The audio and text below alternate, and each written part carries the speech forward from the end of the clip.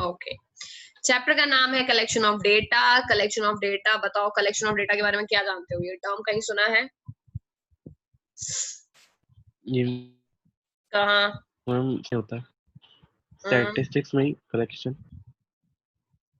Statistics की जब singular sense की डेफिनेशन पढ़ी थी तो सिंगुलर सेंस की डेफिनेशन में पूरे स्टेजेस पढ़े थे। उस पहले स्टेज में पहला स्टेज था कलेक्शन ऑफ डेटा, तो अब यही से समझ लो। यानी ये this entire chapter is about how you are gonna collect and properly analyse your data. समझ गए? So what we have to do, we have to collect our data, और कलेक्शन की क्या क्या टेक्निक्स है वो पढ़ेंगे इस चैप्टर में कि कैसे कैसे तरीके से तुम पढ़ोगे। ठीक है, तो जरा देखो लर्निंग ऑब्जेक्टिव्स पर पहले देखो क्या क्या पढ़ना है, क्योंकि सबसे पहले किसी भी चीज को पढ़ने से पहले ये समझना बहुत जरूरी है कि तुम्हें पढ़ना क्या है। तो इस पूरे चैप्टर में 14 पॉइंट्स लिखे हैं, यानी केवल 14 टॉपिक्स पता होने चाहिए मुझे, उसके अलावा कोई और चीज लिखी होगी तो मैं तो नहीं कर रहा। ठीक है, तो इंट्रोडक्शन का मतलब तो केवल ये है कि क्या होता है स्टैटिस्टिकल इंक्वायरी। फिर तुम्हें दूसरी चीज जो आनी चाहिए वो प्राइमरी और सेकेंडरी डेटा के बीच में क्या डिफरेंस होता है। जिस तरह प्लूरल सेंस की डेफिनेशन स्टैट्स की और सिंगुलर सेंस की डेफिनेशन स्टैट्स में क्या डिफरेंस होता है, उसी तरह तुमको ये पता होना चाहिए कि प्राइमरी और सेकेंडरी डेटा में क्या डिफरेंस होता है। तो ये बताएंगे भाई प्राइमरी डेटा अलग की चीज है, सेकेंडरी डेटा कोई भी एक अलग की चीज है। फिर जब प्राइमरी डेटा की डेफिनेशन पढ़ लोगे तब तुमको ये समझना पड़ेगा कि प्राइमरी डेटा को कलेक्ट किया जाए, कैसे किया जाए। तो प्राइमरी डेटा को कलेक्ट करने के मेथड समझ गए। उसके बाद में शेड्यूल बनाना जो कि इतना इंपॉर्टेंट नहीं है। सैम्पलिंग इन्वेस्टिगेशन टेक्निक्स इंपॉर्टेंट है, यानी कि जब हम डेटा को सैंपल करते हैं तो सैंपल की इन्वेस्टिगेशन कैसे की जाती है। ठीक है, फिर सैम्पलिंग के मेथड्स हैं पढ़ने के लिए, random non random, principles of sampling not that important. फिर है स्टैटिस्टिकल एरर कि डेटा में अगर कोई एरर है तो कैसे डील करेंगे। फिर हमको ये तो केवल पूरी चीज प्राइमरी डेटा के बारे में पढ़नी है, तो 3.3 से लेकर 3.10 तक we will talk about primary data. उसके बाद देखो तुरंत क्या आ जाएगा, सोर्सेज ऑफ सेकेंडरी डेटा।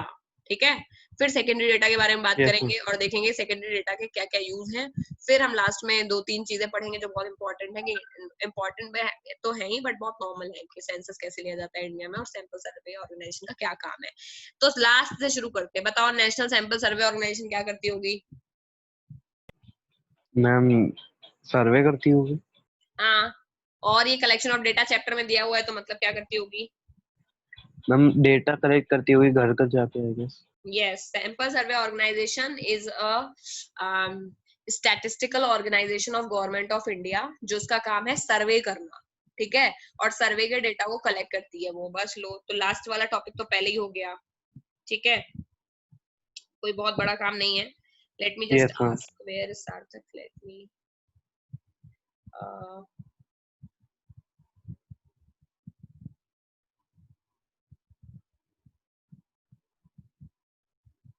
तुम्हारी वो कब है टेस्ट? 29 सितंबर के आसपास है ना? Yes ma'am, yes ma'am. Okay ma'am इस अभी कुछ क्या हो रहा है, मतलब टाइम टेबल का क्या चक्कर है? अभी इस हफ्ते क्या होगा? अगले हफ्ते ऑफ है क्या है बेटा इकोनॉमिक्स के इस लिए? वाले हफ्ते और अगले हफ्ते we have given 2 days off. there are so many अच्छा there are so many schools which are actually keeping exam these 2 weeks, तो इसीलिए बच्चों को दिया अच्छा, था मतलब ट्यूसडेज को है ना, इन 2 हफ्ते मंडे के और ट्यूसडेज ट्यूसडे। को? अच्छा, हाँ, आपको तो मंडे मंडे और क्लास ही ट्यूसडे। नहीं होता? Yes ma'am. मतलब अकाउंट्स वाली मैम क्लास ले रही हैं क्योंकि मेरा सिलेबस तो काफी आगे चल रहा है, हाँ बट अकाउंट्स वाली मैम क्लास ले रही हैं। बट मेरा केवल ट्यूसडे होता है तो मेरे लिए ट्यूसडेज ऑफ है, लेकिन पूरे आईएलसी में मंडे ट्यूसडे दोनों दिन ऑफ है। तो सिंस तुम्हारी मंडे ओके। को मेरी कोई क्लास होती नहीं है तो मेरे लिए तुम्हारे लिए केवल ट्यूसडे ऑफ है। मंडे को तुम अगर चाहो तो अकाउंट्स वाली मैम से बात कर लेना, if you want off you can take it, और अगर ओके पढ़ना है तो ट्यूसडे को भी पढ़ लोगे। ठीक है, दैट डिपेंड्स। तो हम आज पढ़ने वाले हैं स्टैटिस्टिकल इंक्वायरी। सबसे पहले तो हम पढ़ेंगे कि स्टैटिस्टिकल इंक्वायरी किसे कहते हैं। देखो इसमें जो इटैलिक्स में लिखा है केवल वो लाइन इंपॉर्टेंट है इसके लिए। स्टैटिस्टिकल इंक्वायरी का मतलब ये होता है किसी भी टॉपिक को हम इन्वेस्टिगेट कर रहे हैं। अब इन्वेस्टिगेट तुम खुद करो या किसी एजेंसी को हायर करो इन्वेस्टिगेट करने के लिए, और क्यों इन्वेस्टिगेट करना चाहोगे? कोई इन्फॉर्मेशन निकालना चाहोगे उनसे। तो एक तरह से जब तुम डेटा कलेक्ट करते हो तो ये माना जाता है कि तुम स्टैटिस्टिकल इंक्वायरी कर रहे हो। क्या कर रहे हो? Statistical inquiry. क्योंकि statistical inquiry is the term जो कि data relevant quantity of information के लिए यूज किया जाता है। यानी if I have to fetch some relevant information from you in terms of stats, तो उसको बोलेंगे स्टैटिस्टिकल इंक्वायरी। समझ गए?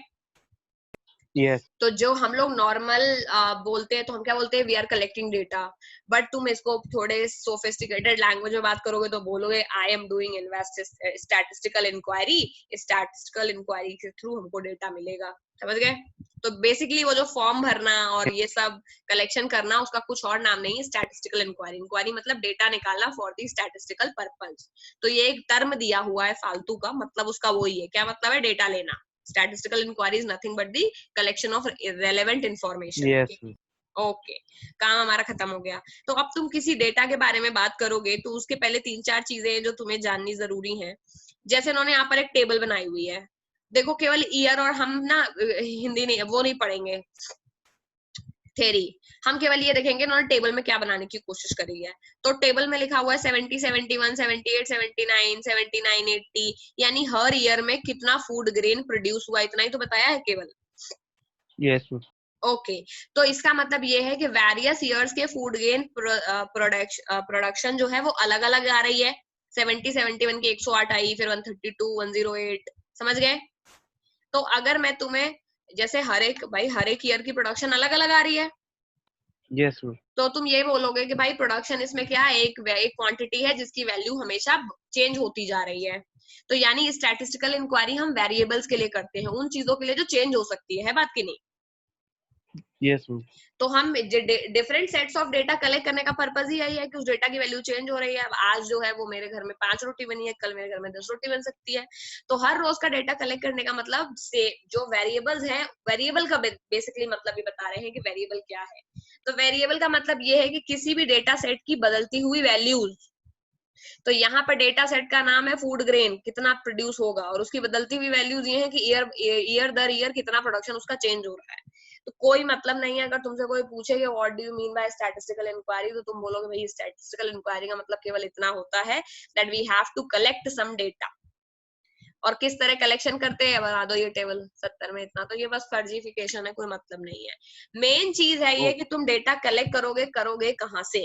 समझ गए? स्टैटिस्टिकल इंक्वायरी तो तुम टर्म बता दोगे डेटा, लेकिन कलेक्शन ऑफ डेटा से पहले एक डेफिनेशन है, उसका नाम है डेटा किसे कहेंगे।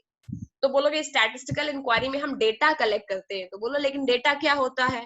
तो बोलोगे भाई डेटा तो कुछ इंफॉर्मेशन होती है, लेकिन अब ये डेटा इंफॉर्मेशन ये सब तो एक ही जैसे टर्म है। तो इनके लिए इन्होंने डेटा के लिए एक अलग डेफिनेशन निकाली और बोला कि डेटा वो टूल है जिसकी मदद से हम इंफॉर्मेशन के बारे में समझ जाते हैं। तो यानी कि अगर मैं तुमसे बोलूं कि तुम्हारी एज का डेटा 15 है, तो मैं ये समझ गई कि तुम यंग हो। समझ गए? तो डेटा वो टूल है जिसकी वजह से किसी पर्सन के बारे में हमको कोई बात पता चल जाए, है बात की नहीं। तो डेटा की इन्होंने डेफिनेशन लिख रही है, data is a tool which helps in understanding problems by providing information. तो डेटा एक तरह का टूल है जो हमको एक ऐसी इंफॉर्मेशन देता है जिससे हम किसी प्रॉब्लम का सोल्यूशन आसानी से समझ सकते हैं।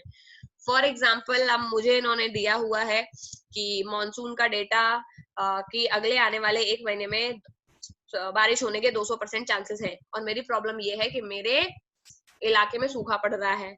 आई will be very happy to collect this data and know about it, क्योंकि मुझे पता है कि मेरे इलाके की सूखे की समस्या प्रॉब्लम सॉल्व हो जाएगी जब बारिश होगी। तो डेटा कुछ और चीज नहीं है, हर एक चीज के बारे में तुम डेटा इसलिए कलेक्ट करते हो क्योंकि तुमको उस डेटा का कुछ करना होता है। तो ये तो हम पिछले कई क्लासेस से डिस्कस कर रहे हैं। फॉर एग्जाम्पल, किसी को बुखार हो गया, अब थर्मोमीटर को मुंह में लगा के टेम्परेचर चेक करना होगा, ये स्टैटिस्टिकल टेक्निक। भाई कोई तरीके से डेटा लिया ना तुमने, तो उसको बोलेंगे डायरेक्ट टेक्निक के भाई हमने डेटा लिया। कैसे लिया? थर्मोमीटर को मुंह के अंदर डाला। तो बोलोगे क्या कर रहे हो? स्टैटिस्टिकल इंक्वायरी कर रहा हूँ। तो इंक्वायरी का मतलब डेटा लेना। तो फिर बोलोगे ले क्या रहे हो? डेटा ले रहा हूँ। डेटा का मतलब ये देखो टेम्परेचर है डेटा, तो 98 से और ऊपर गया तो तुमको पता चल गया कि जो है इस पर्सन को बुखार है। समझ गए? तो 98, 99, 100 तुम्हारा डेटा है। तो डेटा वो है जो समझने में हेल्प करेगा, और तुम जो डेटा कलेक्शन करने का जो प्रोसेस कर रहे हो उसको बोलेंगे स्टैटिस्टिकल इंक्वायरी। समझ गए?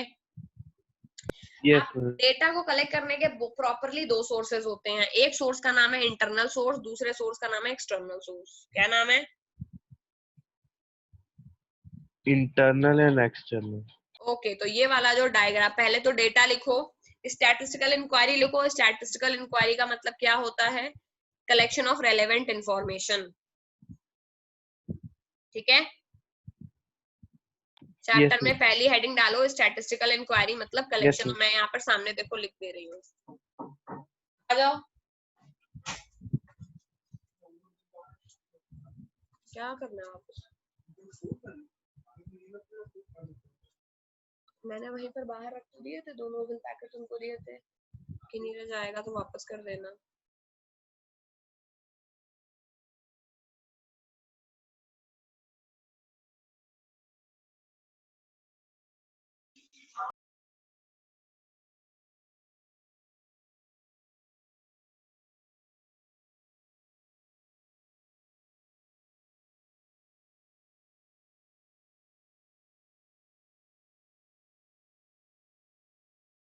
मैम क्या चीज लिखनी है?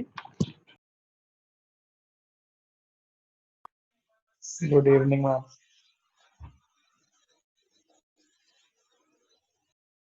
चीज तो ये लिखनी है कि स्टैटिस्टिकल इंक्वायरी क्या होती है। देखो मैंने सामने लिख दिया जो मैंने अभी पढ़ाया था कि स्टैटिस्टिकल इंक्वायरी का मतलब कलेक्शन ऑफ रेलेवेंट इंफॉर्मेशन। ठीक है, हमें ये कौन सा चैप्टर है? ओके। और उसके बाद क्या करना है? उसके बाद तुम्हें हो गया। ओके ओके, कोई बात नहीं। अभी तक हमने 3-4 डेफिनेशन ही केवल की हैं। पहली डेफिनेशन तो ये देखो मैंने सामने लिख रखी है, statistical inquiry collection of relevant information. Close कर दूं इस विंडो को मैं? यस ओके, तो हम यहाँ से शुरू कर रहे हैं जो चैप्टर उसमें कलेक्शन ऑफ डेटा है। पहली डेफिनेशन ये थी कि स्टैटिस्टिकल इंक्वायरी किसे कहते हैं। तो कलेक्शन ऑफ रेलेवेंट इंफॉर्मेशन को ही स्टैटिस्टिकल इंक्वायरी कहते हैं। यानी जब मैं रेलेवेंट इंफॉर्मेशन कलेक्ट करूंगी उसको मैं बोलूंगी कि मैं स्टैटिस्टिकल इंक्वायरी कर रही हूँ। एक तरह से टर्म यूज किया है केवल कलेक्शन के लिए, स्टैटिस्टिकल इंक्वायरी। ठीक, इंक्वायरी किन चीजों की करते हो? उन डेटा की करते हैं जो वेरिएबल होती है। क्या होते हैं? वेरिएबल, यानी उन डेटा की वैल्यू चेंज होती रहती है। जैसे सामने देखो टेबल बनी हुई है, उसमें हर एक ईयर का प्रोडक्शन चेंज हो रहा है। तो फूड ग्रेन एक तरह का डेटा है जो बार बार चेंज हो रहा है, इसीलिए बार बार उस डेटा को कलेक्ट करने की वैल्यू जरूरत पड़ रही है। तो स्टैटिस्टिकल इंक्वायरी है वो वेरिएबल्स के लिए की जाती है, और वेरिएबल कोई एक ऐसी क्वांटिटी होती है जिसकी वैल्यू चेंज होती रहती है। फॉर एग्जाम्पल माई एज, अगर तुम हर साल मेरी एज का डेटा कलेक्ट करोगे तो हर साल मेरी एज भी चेंज होगी, और तब तुमको पता चलेगा कि 100 साल में इंसान 100 साल ही बढ़ता है। या हर साल मान लो मेरी हाइट का डेटा ले रहे हो, तो हर साल मेरी हाइट बदल रही है, 5 साल के बाद बोलोगे कि भाई मेरी मैम की हाइट 5 सेंटीमीटर बढ़ गई, यानी एक साल में 1 सेंटीमीटर बढ़ी। तो इस तरह से हम डेटा को कलेक्ट करते हैं और फिर हम उस पर ट्रेंड एनालिसिस करते हैं किस तरह से होगा। अब पॉइंट ये है कि डेटा को कलेक्ट करें, लेकिन डेटा खुद क्या है? डेटा अपने आप में एक टूल है जिससे हमें किसी भी इंफॉर्मेशन के बारे में पता चलता है, और उससे हमें बहुत सारी सॉल्यूशंस मिलते हैं। जैसे कि अगर मुझे बुखार है तो मैं टेम्परेचर नापने के लिए थर्मोमीटर का यूज करूंगी। थर्मोमीटर से जो डेटा आएगा उससे मुझे पता चलेगा कि मुझे एक्चुअली फीवर है या नहीं है बात की नहीं? तो वो डेटा ने मेरा हेल्प करा उस प्रॉब्लम को सॉल्व करने के लिए, टू फिगर आउट कि वेदर आई एम इल और नॉट। तो डेटा एक तरह का टूल है जो कि एक न्यूमेरिकल वैल्यू होता है जनरली स्टैट्स में, क्योंकि स्टैट्स कोई क्वालिटेटिव डेटा पे तो डील करता नहीं है, न्यूमेरिकल डेटा पे ही डील करता है। हम स्टैट्स की डेफिनेशन ऑलरेडी पढ़ चुके हैं। तो स्टैट जो न्यूमेरिकल डेटा पे डील करता है वो कोई ना कोई इन्फॉर्मेशन देता है जिससे हमारी किसी ना किसी प्रॉब्लम का सोल्यूशन निकलता है, यानी किसी पर्पस के लिए हम कर रहे होंगे ना उस डेटा को कलेक्ट, मजे मजे के लिए तो कर नहीं रहे हैं। अब पॉइंट ये है कि सोर्सेज ऑफ कलेक्शन डेटा आ गया। अब जब डेटा को कलेक्ट करते हो तो क्या कौन कौन से तरीकों से डेटा को कलेक्ट करते हो, तो उसमें मैंने ये चार्ट बनवाया है, इसको बना लेना है। Sources of collection of data, एक तरफ लिखा हुआ है इंटरनल सोर्सेज, दूसरी तरफ लिखा हुआ है एक्सटर्नल सोर्सेज। ठीक है, यानी अब इंटरनल और एक्सटर्नल को देख करके ही समझ में आ रहा होगा। अगर ये बताओ कि जो आईएलसी है, हर साल आईएलसी का रिजल्ट आईएलसी की मैगजीन में, आईएलसी की खुद की मैगजीन में छपता है, तो लोगों को ये बात कैसे पता चलती है कि आईएलसी अच्छा परफॉर्म कर रही है? उसके इंटरनल सोर्स से या एक्सटर्नल सोर्स से? इंटरनल सोर्स से। तो समझ में आ गया इंटरनल सोर्स का मतलब क्या होता है? इंटरनल सोर्स का मतलब अच्छा। ये होता है कि कोई कंपनी, कोई पब्लिक फर्म अपने खुद के एनुअल पब्लिकेशंस में, खुद के जर्नल्स में, खुद के कैलेंडर में, या खुद के जो प्रॉफिट लॉस स्टेटमेंट में, खुद की बैलेंस शीट में, देखो पढ़ा है हमने अकाउंट्स में profit and loss, पीएलएन balance sheet, उन सब में जो डेटा लिखा होता है यस उन सबको इंटरनल सोर्स का डेटा बोलते हैं। अब इस इंटरनल सोर्स के डेटा को पढ़ने के बाद न्यूज़पेपर में ये छप गया कि आईएलसी बहुत नाम कमा रही है, तो ये कौन सा डेटा हो गया? एक्सटर्नल। एक्सटर्नल सोर्स डेटा हो गया। तो yes, इंटरनल yes. सोर्स का मतलब है जिस भी एंटिटी के बारे में डेटा है वो उसके खुद के इंटरनल जो वो है इंफॉर्मेशन, वहां से इंटरनल चीजों से वो इंफॉर्मेशन निकली हुई है, ठीक है। तो ये है इंटरनल सोर्स Yes, का मतलब ये है कि ऐसा डेटा जो रिपोर्ट ऑन रिकॉर्ड में से कलेक्ट किया जाता है उसको हम इंटरनल सोर्स ऑफ डेटा कहते हैं। जो बोल्ड में लिखा है इसको you can note it down. और एग्जांपल तो पता ही है कि कोई भी कंपनी अपना annual report, profit and loss, total sales, loan और वेजेस, इन सब का डेटा अगर कंपनी बताए तो इसे इंटरनल डेटा कहा जाएगा, ठीक है। तो इंटरनल सोर्सेज का मतलब है कि जब डेटा किसी रिपोर्ट या रिकॉर्ड्स के फॉर्म में कलेक्ट किया जाता है उसको इंटरनल डेटा या इंटरनल सोर्स बोलते हैं। एक्सटर्नल सोर्स का मतलब है कि ऑर्गेनाइजेशन के बाहर से डेटा कलेक्ट किया जा रहा है, आईएलसी के बाहर से, किसी न्यूज़पेपर से, किसी गवर्नमेंट रिकॉर्ड से, या किसी म्युनिसिपैलिटी के रिकॉर्ड से, किसी दूसरी जगह से तुमने डेटा कलेक्ट करा, हमसे नहीं पूछा हमारे बारे में, ठीक है। तो उसको हम एक्सटर्नल सोर्स बोलेंगे, ठीक है। yes, yes. उसमें कुछ भी हो सकता है। मान लो Yes, तुम्हें कहीं ट्रैवल करना है, तुम्हें अगर तुम्हें मान लो कल को अंबानी के बारे में पता करना है, तो तुमने जब अंबानी की साइट में से जो डेटा निकाला वो तो उसका इंटरनल डेटा है। जो डेटा तुमने गवर्नमेंट रिकॉर्ड से अंबानी के बारे में पता करा वो एक्सटर्नल डेटा है बात की नहीं। तो इसलिए बहुत बार ऐसा Yes, होता है कि अगर किसी मान लो कोई एक कंपनी है टूर एंड ट्रेवल्स की जिसमें एग्जांपल लिखा है, ये भी ठीक ही है कि टूर एंड ट्रेवल्स की कोई कंपनी है, उसको यूपी के बारे में कोई डेटा चाहिए या उसको एमपी या लद्दाख के बारे में कोई डेटा चाहिए, तो वो कंपनी गवर्नमेंट की ऑफिशियल वेबसाइट पे जाके वो डेटा कलेक्ट कर सकते हैं, मिल जाएगा। तो इस तरह के yes, डेटा को हम yes, yes. External sources data बोलते हैं, ठीक है। चलो उसके बाद है प्राइमरी और सेकेंडरी डेटा। यानी प्राइमरी डेटा क्या होता है, सेकेंडरी डेटा क्या होता है, ये दोनों की डेफिनेशन इंपॉर्टेंट है क्योंकि इनमें बहुत बार डिफरेंस या जो इसमें क्या डिफरेंस है ये पूछा जाता है। प्राइमरी डेटा का मतलब ये होता है कि जो डेटा किसी इन्वेस्टिगेटर या किसी एजेंसी या किसी पर्सन के द्वारा कलेक्ट किया जा रहा होगा, ठीक है। yes, ma'am. यानी कि जो डेटा Yes, है, yes. जो खुद इन्वेस्टिगेटर है जिस डेटा को, जैसे तुमको मैंने बोला, तो तुम खुद जो डेटा कलेक्ट करके लाओगे उसको प्राइमरी डेटा बोलते हैं। कुल मिलाकर के जो डेटा हमें प्राइमरी सोर्स से मिलता है उसको हम प्राइमरी डेटा कहते हैं। आप समझ गए? यानी Yes, ma'am. खुद एजेंसी, खुद Yes. इन्वेस्टिगेटर, खुद ऑर्गेनाइजेशन से जो डेटा मिल रहा है वो ही प्राइमरी, तो प्राइमरी जगह, प्राइमरी सोर्सेज से जो डेटा मिल रहा है उसको हम प्राइमरी डेटा बोलते हैं।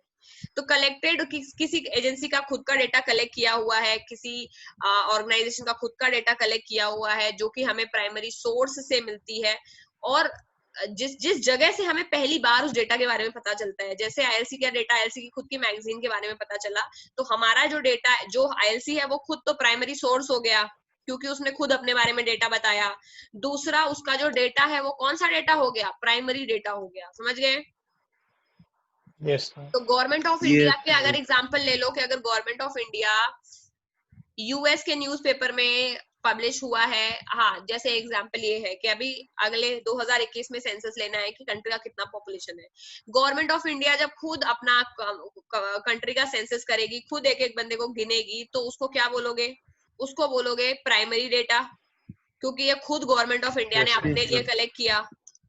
ठीक, अभी यही वाला डेटा न्यूयॉर्क टाइम्स में छप गया जाके, तो वो सेकेंडरी सोर्स हो जाएगा कि नहीं? क्योंकि सेकेंडरी Yes, सोर्स yes, हमेशा ही डेटा के लिए प्राइमरी सोर्स को रेफर करता है। अमेरिका वाले तो यहाँ सेंसस करने आए ही होंगे नहीं, उन्होंने गवर्नमेंट के रिकॉर्ड को देखा होगा और उसको देख करके उन्होंने अपने वाले डेटा में एंट्री कर लिया, अपने न्यूज़पेपर में छाप दिया। समझ गए? या फिर अपने यहाँ के न्यूज़पेपर को ले लो, yes, गवर्नमेंट सेंसस करके ये बताएगी कि हमारे 130 करोड़ हो गए अब तो हम, तो ये गवर्नमेंट ने खुद किया है अपने लिए, तो ये तो है प्राइमरी सोर्स और प्राइमरी डेटा। अभी हिंदुस्तान टाइम्स वाले, नवभारत टाइम्स वाले, ये सब उस गवर्नमेंट का जो सर्कुलर निकलेगा जिसमें लिखा होगा उस सब की कॉपी छाप देंगे अपने अपने न्यूज़पेपर में, तो ये सब क्या बन जाएंगे? Secondary data. समझ गए? Yes, ma'am. तो सेकेंडरी डेटा ये होता है जो कि किसी डायरेक्ट सोर्स में से नहीं निकला होता है, किसी सेकेंडरी सोर्स में से आया हुआ हो। यहाँ की फालतू डेफिनेशन पे मत जाओ, यहाँ पे डेफिनेशन फालतू लिखी है। सेकेंडरी डेटा मतलब which is obtained not from the primary source but from the secondary source. ठीक है, जो किसी ऑलरेडी पब्लिश्ड डेटा में से या किसी ऑलरेडी अनपब्लिश्ड डेटा में से निकला होता है। समझ गए? तो पब्लिश डेटा मतलब गवर्नमेंट ने Yes, कोई सर्कुलर निकाला, वो उसका गवर्नमेंट का पब्लिश Yes, डेटा हो sir. गया, तुमने उसमें से चोरी कर लिया तो तुम्हारा सेकेंडरी डेटा हो गया। खुद वो डेटा डायरेक्टली कलेक्ट करेंगे क्या? नहीं, खुद तो डायरेक्टली कलेक्ट नहीं करेंगे। तो सेकेंडरी डेटा वाले डेटा खुद डायरेक्टली कलेक्ट नहीं करते, वो किसी प्राइमरी डेटा में से सोर्स, प्राइमरी डेटा सोर्स में से सोर्स को Yes, चुराते हैं डेटा को। तो ये यहाँ पे है डिफरेंस। इस डिफरेंस की टेबल फटाफट बना लो जो पॉइंट तुम्हें ठीक लगते हो, क्योंकि ये पूछा जाता है क्वेश्चंस में अगर आ रहा है तो देखो प्राइमरी और सेकेंडरी डेटा में ये है कि प्राइमरी डेटा ओरिजिनल डेटा होता है, क्योंकि जो इन्वेस्टिगेटर है डेटा का वो खुद उस डेटा को कलेक्ट करता है। जैसे कि गवर्नमेंट ऑफ इंडिया ने खुद पॉपुलेशन में लोगों को काउंट किया, ठीक है। Secondary data original Yes, source में से नहीं होता है, क्योंकि ये बाकी अदर एजेंसीज लोग इसको कलेक्ट करती हैं, और बहुत बार जो डेटा है ये प्राइमरी सोर्स में से ही कॉपी किया जाता है या फिर किसी और रिकॉर्ड या अनपब्लिश सोर्स में से कॉपी किया जाता है। तो ये सेकेंडरी डेटा में अगर तुम लिखोगे तो ये लिखोगे secondary data is not original, they are not collected by investigator himself, they are taken from some other sources. ठीक है, तो प्राइमरी Yes, डेटा है जो किसी प्राइमरी डेटा ऑब्वियसली जो कलेक्ट कर रहा है वो मेथड ऑफ डेटा कलेक्शन से कर रहा होगा। कंट्री Yes, की ma'am. पॉपुलेशन को जानने के लिए स्टैटिस्टिकल मेथड एक्चुअली किसको लगाने पड़े? गवर्नमेंट ऑफ इंडिया को लगाने पड़े या न्यूज़पेपर को? Ma'am, Government of India. तो गवर्नमेंट ऑफ इंडिया ने 130 करोड़ लोगों को गिना, तो उनको बहुत सारे स्टैटिस्टिकल मेथड लगाने पड़ेंगे गिनने के लिए। ये न्यूज़पेपर वालों ने तो क्या किया, केवल गवर्नमेंट के सर्कुलर से कॉपी पेस्ट कर दिया। तो सेकेंडरी डेटा जो लोग कलेक्ट करते हैं उनको स्टैटिस्टिकल मेथड्स लगाने की जरूरत नहीं पड़ती, क्योंकि वो डेटा ऑलरेडी कलेक्टेड ही होता है कहीं ना कहीं से। समझ गए? For example, Yes, ma'am. yes, class में 2 बच्चे हैं, एक अच्छा बच्चा जो सारा होमवर्क बुक में से करता है और दूसरा बच्चा दूसरे वाले बच्चे की कॉपी से नोट करता है। अब तुम लोग मुझे बताओ किसका डेटा प्राइमरी किसका डेटा सेकेंडरी? Ma'am, जो खुद से करता है. जो खुद से बुक में से Primary. कर रहा है उसका तो प्राइमरी और ओरिजिनल है, क्योंकि उसने खुद इन्वेस्टिगेट करके उस डेटा को किया और मेहनत भी लगी होगी। और जो दूसरे बच्चे ने उसका होमवर्क कॉपी कर लिया उसका सेकेंडरी डेटा है। समझ गए? तो Yes, बस यही ma'am. आप बताओ, इसी तरह से बताओ। अब दोनों बच्चों को वो करो कंपैरिजन और ये बताओ किसको ज्यादा टाइम लगा होगा काम करने में। हम खुद से करने वाले हैं. Ma'am. तो प्राइमरी डेटा कलेक्ट करने में ज्यादा टाइम लगेगा कि ज्यादा कम? ज्यादा. ज़्यादा. ज्यादा टाइम प्राइमरी डेटा में लगता है। अच्छा ये बताओ रिलायबल किसका ज्यादा है, प्राइमरी वाले का कि सेकेंडरी वाले का? Primary. क्यों? क्योंकि बहुत बार ऐसा होता है कि तुम लोग अपने दोस्त की कॉपी में से टीपते हो और उसकी राइटिंग तुम्हें समझ में नहीं आती तो तुम उल जुलूल कुछ भी लिख देते हो। है बात की नहीं? Yes, ma'am. Yes, तो ma'am. सेकेंडरी डेटा में ज्यादा एरर होती हैं, क्योंकि प्राइमरी वाले ने अपनी राइटिंग में लिखा बट उसने समझ समझ के बुक में से उतारा तो उसने तो एकदम सही लिखा, उसको पढ़ने को बोलोगे तो वो सही पढ़ देगा। लेकिन सेकेंडरी डेटा वाला गलत पढ़ेगा अपने डेटा को। क्यों? क्योंकि उसने प्राइमरी में से कॉपी किया है और प्राइमरी में जो चीजें उसको नहीं समझ में आई वो उसने वहां पे उल्लू लिख दिया। कई बार एस आर और आई के बीच कंफ्यूजन होता है, तो वो भी ऐसे चिड़िया उड़ा देते हो तुम लोग, पता नहीं क्या लिखा है, बाद में पढ़ेंगे क्या Yes, लिखा है। ma'am. तो ये हो गया सेकेंडरी डेटा। तो बिल्कुल ये चीज अपने दिमाग में रखनी है। अभी अगला ये है Yes. कि ये बताओ प्राइमरी डेटा को लेते वक्त ज्यादा प्रिकॉशन की जरूरत है या सेकेंडरी डेटा को लेते वक्त ज्यादा प्रिकॉशन की जरूरत है? Secondary. Ma'am, secondary. Secondary reliable नहीं है, इसलिए उसको अगर पढ़ रहे हो और उसको रेफर कर रहे हो तो बहुत प्रिकॉशन की जरूरत है तुमको, क्योंकि उसका कोई भरोसा नहीं, गलत भी हो सकता है। लेकिन अगर तुम प्राइमरी डेटा को रेफर कर रहे हो तो there is a lot possibility कि वो डेटा सही होगा, क्योंकि वो ओरिजिनली कलेक्टेड डेटा है। ठीक है, ओके। Yes, ma'am. और प्राइमरी Yes, डेटा को ma'am. कलेक्ट करने के लिए हमें हाई ऑर्गेनाइजेशन सेटअप की जरूरत है, क्योंकि स्टैटिस्टिकल बड़े लेवल पे डेटा कलेक्ट करना किसी आम आदमी के बस की बात नहीं है। कोई एक सिंगल रिपोर्टर जाके टाइम्स ऑफ इंडिया से डेटा आराम से कॉपी कर सकता है गवर्नमेंट सर्कुलर से, उसके लिए तुमको 50,000 लोग की जरूरत नहीं है। लेकिन अगर गवर्नमेंट ऑफ इंडिया को पूरे इंडिया का सेंसस करना है तो उनको तो बहुत बड़ा सेटअप चाहिए। Yes, Yes, ma'am. ma'am. तो प्राइमरी डेटा को कलेक्ट करने के लिए you need more setup, secondary data के लिए ये सब चीजों की जरूरत नहीं है। किस किस को प्राइमरी सेकेंडरी डेटा के बीच का डिफरेंस पता चल गया? Yes, ma'am. ये क्वेश्चन आएगा पेपर में, अगर आ रहा है तुम्हारे को, सैम्पलिंग एरर के अलावा ये आता है। ठीक है, Yes, सब्जेक्टिव पेपर आ रहा है तो ये आता yes. है।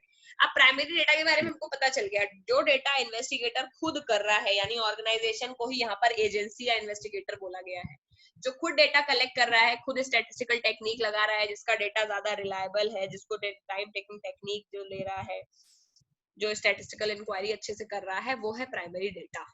तो प्राइमरी डेटा को कलेक्ट करने के लिए क्या क्या तरीके हैं, तो ये पूरी जो यहाँ पे चार्ट बना हुआ है इसको बना लो कि primary methods of collecting primary data. Primary और सेकेंडरी डेटा, दो डेटा हम इस चैप्टर में पढ़ेंगे। अब हम प्राइमरी और सेकेंडरी डेटा की डेफिनेशन पढ़ चुके हैं, दोनों के बीच का डिफरेंस पढ़ चुके हैं। अब हम फिर से प्राइमरी डेटा पे आते हैं, जो कि हमारा ओरिजिनल डेटा है, जो ओरिजिनली कलेक्ट किया गया है। उस डेटा को कलेक्ट करने के कौन कौन से मेथड है, लिख डालो फटाफट। ये डिफरेंस लिख लिया तुम लोगों ने, फटाफट डिफरेंस लिख लो, अपनी लैंग्वेज में लिख लो एक एक लाइन के, ताकि नोट्स रेफर करने में आसानी रहे। और उसके बाद ये नीचे वाला डब्बा बना लेना, ये बना हुआ है ना ये ब्लॉक वाला, methods of collecting primary data. Okay, उस डब्बे को बनाओ। You have 4 minutes, 5 minutes. चलो 1 सेकेंड में बस 5 मिनट के रिकॉर्डिंग ऑफ कर रही हूँ। Direct personal investigation. बताने की जरूरत है कि डायरेक्ट पर्सनल इन्वेस्टिगेशन किस चिड़िया का नाम है? नो मैम, नो मैम, खुद से नहीं एकदम। बताने की जरूरत है, क्योंकि अगर इसको बताने की जरूरत पड़ गई फिर तो ये तो शर्म करने वाली बात है। तो डायरेक्ट पर्सनल इन्वेस्टिगेशन का मतलब ये है कि खुद जा रहे हैं घर घर और डेटा कलेक्ट कर रहे हैं, ठीक है। तो पर्सनल इन्वेस्टिगेशन का मतलब है, डायरेक्ट पर्सनल इन्वेस्टिगेशन का मतलब डायरेक्टली कलेक्टिंग डेटा, ठीक है, 1 to 1, ठीक, पर्सनल इन्वेस्टिगेशन के थ्रू। अब इसमें मेरिट्स क्या क्या है, क्योंकि तुम डायरेक्ट कांटेक्ट से कर रहे हो, जो भी तुम्हारा डेटा गिवर है, भाई डेटा कलेक्शन में तुम डेटा कलेक्ट कर रहे हो तो कोई तो होगा जो डेटा गिवर होगा, जो इन्फॉर्म कर रहा होगा तुमको। तो डायरेक्ट पर्सनल इन्वेस्टिगेशन में जो भी डेटा कलेक्टर होता है वो डेटा गिवर से डायरेक्ट टच में करता है। जैसे मैं और तुम बात कर रहे हैं तो अभी डायरेक्ट पर्सनल इन्वेस्टिगेशन हो रही है कि नहीं हो रही है? Yes ma'am. हो रही है, तो यही डायरेक्ट पर्सनल इन्वेस्टिगेशन है। अब इसको अपने लहजे में तो पता है, इकोनॉमिक्स के लहजे में क्या बोलोगे? तो इकोनॉमिक्स के लहजे में इसको बोलते हैं direct personal investigation. Direct contact होता है, क्या होता है? Direct contact, direct contact between the data giver and the data collector, ठीक। तो डेटा गिवर और डेटा कलेक्टर, डेटा गिवर कौन? मैं, डेटा कलेक्टर कौन? तुम। तो डेटा कलेक्टर और डेटा गिवर के बीच में जो डायरेक्ट कांटेक्ट होता है उसको हम डायरेक्ट पर्सनल इन्वेस्टिगेशन बोलते हैं। और इसी का दूसरा नाम ऑन दी स्पॉट इंक्वायरी भी होता है। ऑन दी स्पॉट क्यों? तुरंत बात करें, तुरंत डेटा लिया, वेट थोड़ी ना करते रहेंगे। तो डायरेक्ट पर्सनल इन्वेस्टिगेशन का मतलब ही यही होता है कि डोर टू डोर तुम गए, लोगों से डायरेक्टली बात की और on the spot data collect किया, जैसे कि सर्वे में किया जाता है, ठीक है। Yes ma'am. अब इसके फायदे और नुकसान क्या है, चलो पहले नुकसान की तरफ चलते हैं। एक बात बताओ, पूरे इंडिया में 130 करोड़ रहते हैं, कल सुबह अगर तुम 10 सूखी रोटियां और 1 किलो सत्तू बांध के निकलोगे तो कितने लोगों से डायरेक्ट पर्सनल इन्वेस्टिगेशन कर सकते हो? 10 लोगों से 5 लोगों से। कितने दिनों में पूरी इंडिया कवर कर लोगे? नहीं कर पाएंगे। एक जिंदगी में कर लोगे? No No. मैम।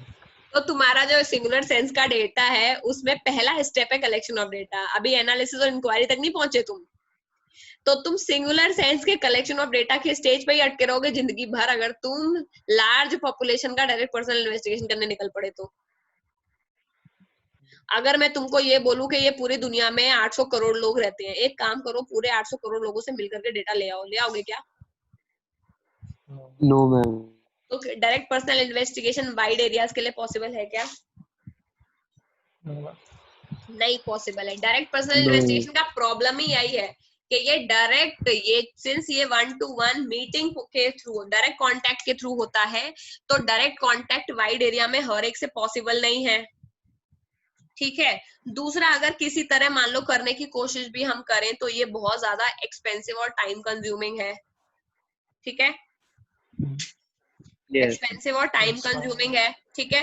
एक्सपेंसिव क्यों है ये मैं बताऊंगी, जब हम इसे दूसरे डेटा से कंपेयर करते हैं तब पता चलता है कंज्यूमिंग है कैसे, सैम्पलिंग में देखेंगे अभी। फिर क्या है? Personal prejudice. ये जो डेटा होता है ये अपना अपने क्या बोलते हैं उसको, अपने अपने सोचने के तरीके में बहुत डिपेंड करता है। मतलब इस डेटा में कोई कोई जनरलाइजेशन नहीं, पर्सनल विचारधारा ज्यादा आ जाती है क्या? जो मन के भाव है वो ज्यादा हो जाएंगे क्या? कोई एग्जांपल बता सकता है पर्सनल प्रेजुडिस का क्या मतलब है?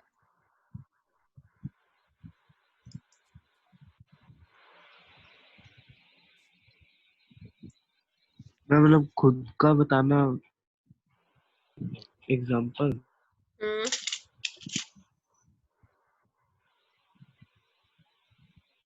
बताओ बताओ। अरे पहली लाइन वही लिखी हुई, तुम लोग चीटिंग भी नहीं कर पाते हो। क्या लिखा है प्रेजुडिस में?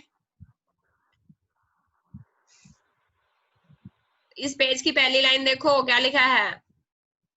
On the bias or prejudice Bias of or investigator. prejudice of investigator can affect the account या फिर accuracy शायद होगा। Accuracy of of the content। Content लिखा है, एक्यूरेसी एंड कंटेंट। तो अगर तुम डेटा कलेक्ट करने गए, ठीक है, अब तुम्हारा क्या मन है, उसने बोला नहीं मुझे केले पसंद है, लेकिन तुम केले सुन के इतना बोर हो गए और तुमने फॉर्म में लिख दिया इसको तो एप्पल अच्छे लगते हैं, क्योंकि तुम्हारा मन था। समझ गए? तो और अगर मान लो कि तुम घर घर में गए मोदी जी के बारे में इंफॉर्मेशन लेने, ठीक है, तुमको कांग्रेस वालों ने हायर किया 1 करोड़ रुपए देके, उन्होंने बोला है घर घर जाकर के सबसे पूछोगे किस किस को कांग्रेस पसंद है, किस किस को बीजेपी पसंद है। अब तुम ठहरे बीजेपी का कट्टर सपोर्टर, तो सामने वाले बंदे ने बोला उसको कांग्रेस पसंद है, लेकिन तुम हो बीजेपी के सपोर्टर, तो तुमने क्या लिख दिया उसमें? बीजेपी। इसको बीजेपी पसंद है। अब वो बंदा का जो फॉर्म है वो तो वापस उसको कभी मिलना नहीं है, तो सर्वे में क्या आया, हमने 1000 घरों का सर्वे किया, 900 घरों को बीजेपी पसंद है। अब वो कौन से 900 घर, ये तो ना तुमसे कोई पूछेगा कि कौन से 900 घर को, ना तो जिसे एक बंदे ने बोला है कांग्रेस पसंद, वो उसको कांग्रेस पसंद है, वो तुम्हें फोन करके बोलेगा कि भैया ये 900 घरों में मेरा नाम है या 100 घरों में मेरा नाम है, बात की नहीं। तो कितनी जल्दी तुमने डेटा को मिसलीड कर दिया। तो इसको बोलते हैं प्रेजुडिस, कि जब आप 1 to 1 डायरेक्ट कांटेक्ट में डेटा कलेक्ट करते हैं, तो जो कलेक्टर होता है अगर वो करप्ट है तो डेटा में प्रॉब्लम आ जाएगी। और दूसरी एक और प्रॉब्लम ये है कि इसके लिए बहुत ज्यादा ट्रेन्ड पर्सनल चाहिए। किसी गंवार को भेज सकते क्या डेटा लेने? नहीं। तो डीमेरिट समझ में आ गई, तो मेरिट भी आ जाएगी। मेरिट क्या है, जब डायरेक्ट कॉन्टेक्ट से डेटा ले रही हूँ तो ओरिजिनल है वो डेटा, तो डेटा की ओरिजिनलिटी पे कोई डाउट नहीं कर सकता कि डायरेक्ट पर्सनल इन्वेस्टिगेशन में सबसे प्लस पॉइंट क्या है, डेटा ओरिजिनल है मेरा।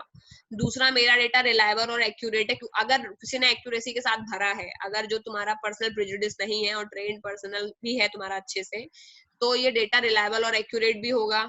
है बात की नहीं? यस।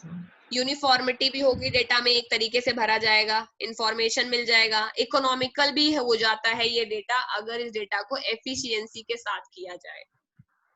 कभी कभी एक्सपेंसिव होगा, बट ये इकोनॉमिकल भी होता है अगर ढंग से किया जाए, लेकिन अगर ढंग से ना किया जाए तो एक्सपेंसिव होता है। उसी तरह जिस तरह होता है सड़कें बनवाना, जब गवर्नमेंट सड़कें बनवाती है तो थोड़ी सी सड़कों के लिए कितने करोड़ों के टेंडर देते हैं और सब नेता करप्शन में पैसे खा जाते हैं।